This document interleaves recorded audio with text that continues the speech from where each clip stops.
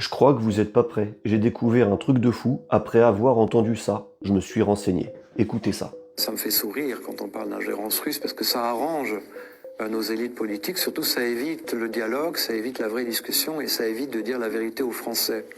Tous nos hommes politiques, ou la plupart, ont participé au programme Young Leaders of the World, jeunes leaders du monde, donc qui est parrainé par la CIA. C'est le cas de François Hollande, c'est le cas de Nicolas Sarkozy, c'est le cas de la plupart de nos ministres. Et c'est le cas, je crois, de notre dirigeant actuel. Tout ça est vérifiable puisque les lauréats, en fait, sont disponibles sur le site de la French American Foundation. Donc tout ça est parfaitement transparent.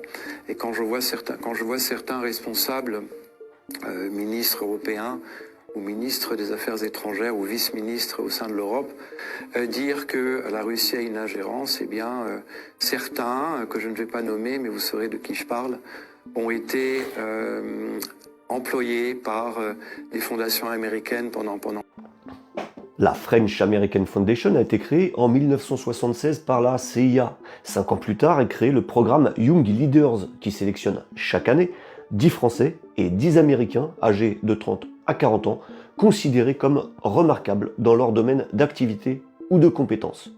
Les lauréats participent à 2 séminaires de 5 jours chacun, répartis sur 2 années consécutives afin d'échanger sur des thèmes majeurs communs aux 2 pays et d'approfondir leur centre d'intérêt mutuel. Parmi les plus surprenants, Nicolas Dupont-Aignan en 2001, François Hollande en 1996, Jean-Marc Jancovici en 2002, Arnaud Montebourg en 2000, Édouard Philippe en 2011, Najat Vallaud-Belkacem en 2006, Hillary Clinton en 83, son mari en 84, Blinken en 98. Maintenant, on va s'arrêter sur un détail très important. Emmanuel Macron, il dépose sa candidature en janvier 2012, il devient secrétaire général adjoint de François Hollande en mai et lauréat en juin. Il devient ministre de l'économie en août 2014. Cette organisation collabore avec sa sœur américaine, la French American Foundation US, dirigée par d'actuels ou d'anciens agents du renseignement.